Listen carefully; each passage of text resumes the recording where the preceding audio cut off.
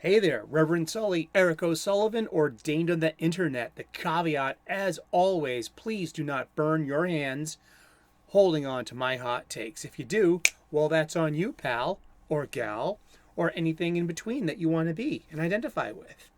I'm just doing some comic book love, going through my long boxes and my spinner rack, sharing with you some comic books. I love comic books. I've been a comic book reader and buyer all my life.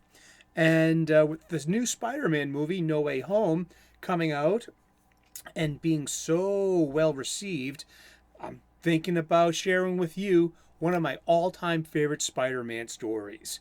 It is Fearful Symmetry, Kraven's Last Hunt, written by Jim DeMatteis and drawn by the impeccable Mike Zeck. How he got so much emotion out of the black costume. Just the black costume was beyond me. This is one of my favorite representations of Spider-Man. I bought this. Yeah, these are the original comic books. We have a Spider-Man 31, ASM 293, Peter Parker, The Spectacular Spider-Man 131. This is a six-parter. We go into Web of Spidey 32. Look at that cover. Look at that cover. ASM 294. And the conclusion in Spectacular Spider-Man 132. This came out when I was in high school.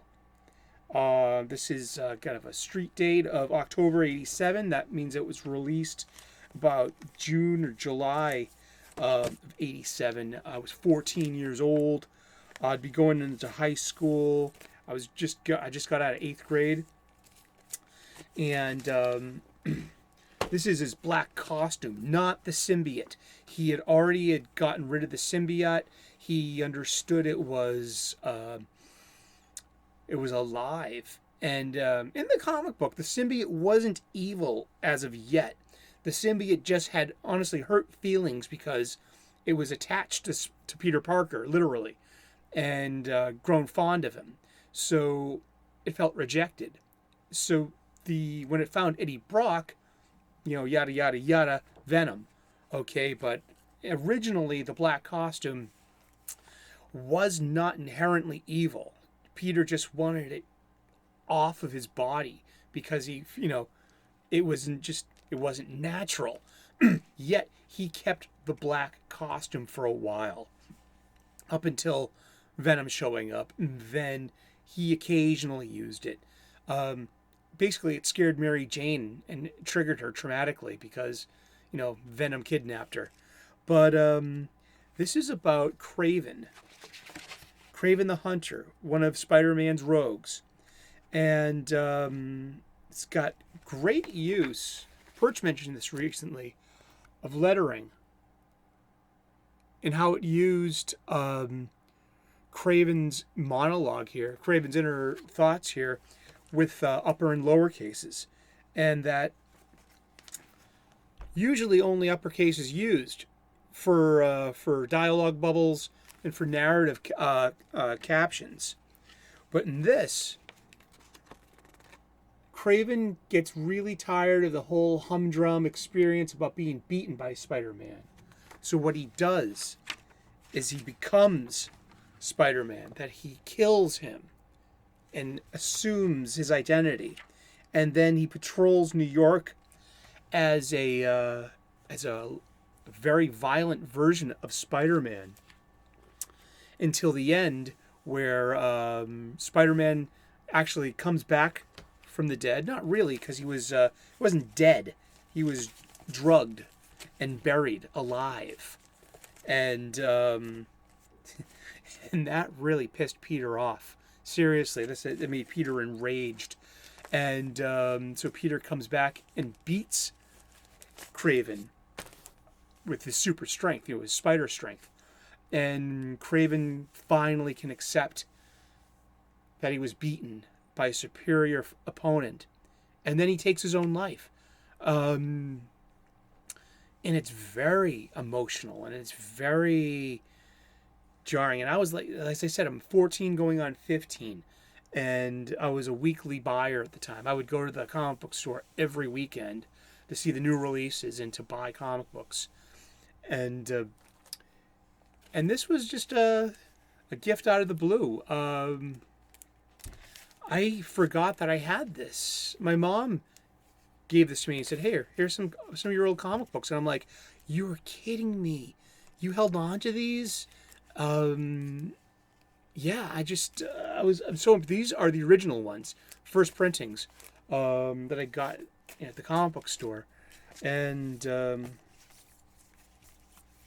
yeah, these are literally an old friend, and one of my favorite Spider-Man stories of all time. And so yeah, I just wanted to share some Spider-Man love with you. I love the black costume.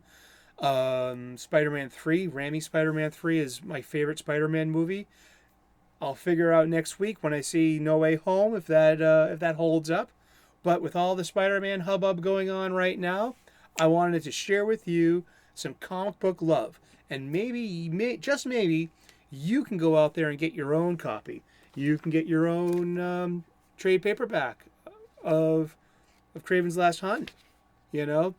And because you're not getting my original floppies. Not going to happen. And, well, that's all I got for today. Thank you so very much for tuning in. Give me a thumbs up if you like this kind of material. Give me a thumbs down if you didn't. I'm a big lad. I can handle it. Leave a comment in the comment section. What's your favorite Spider-Man comic book story? I would love to know. Let's continue this conversation. And give me a subscribe if you could be so kind. I'm an ordained minister, an amateur theologian. I make spiritual content. Let's get spiritual. We do it once a week at least. And I'm a professional chef. I share with you some restaurant quality hacks so you can make delicious, nutritious, and beautiful food that you can impress your loved ones with.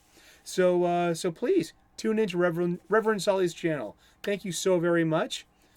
I love Emo Pete. I love the dance. This because this is a comic book movie. This is a little silly. Let's not take it seriously. And you know what?